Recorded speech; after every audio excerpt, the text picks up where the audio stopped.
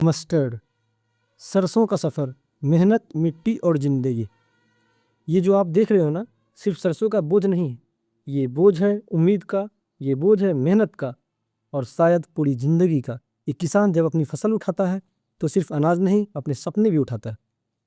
ये लड़का बस चल रहा, खेतों के बीच चलना सीख रहा है। खेतों के बीच चलना जिंदगी के बीच चलना जैसे है। सीधा रास्ता कभी नहीं होता, कभी मिट्टी, कभी पानी, कभी आसान, कभी मुश्किल, और हर कदम कुछ ना कुछ सिखा देता है। ये जो फसल अब इकट्ठी हो रही है, ये आज नहीं बनी, इसमें महीनों की मेहनत है, धूप है, बारिश है और सबसे ज़्यादा इंतजार है। आज की दुनिया में सब कुछ इंस्टेंट चाहिए, पर नेचर हमें सिखाता है कि असली चीज़ें वक्त लेती है।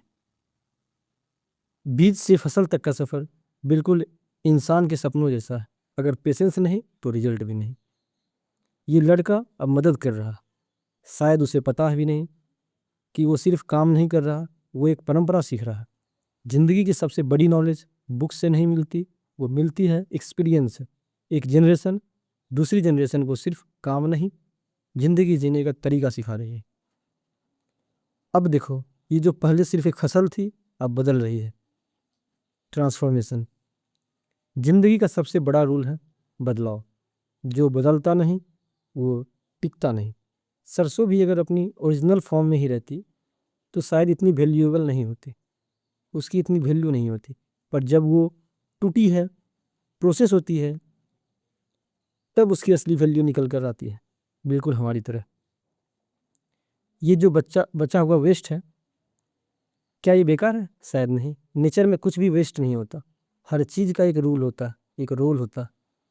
पर इंसान की दुनिया में हम लोगों को कभी कभी वेस्ट समझ लेते हैं। पर सच ये है, हर इंसान की वैल्यू है, बस उसका यूज अलग है।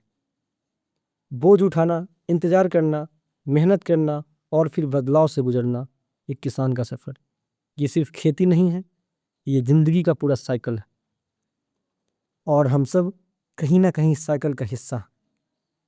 तो अगली बार जब सरसों का फसल देखो, सिर्फ उसके टेस्ट मत सोचना, उसके पीछे की कहानी सोचना, क्योंकि हर बूंद में किसी की मेहनत और किसी की ज़िंदगी बसी होती है। ज़िंदगी भी सरसों की तरह है, जब तक टूटेगी नहीं तब तक उसकी असली वैल्यू समझ नहीं आएगी।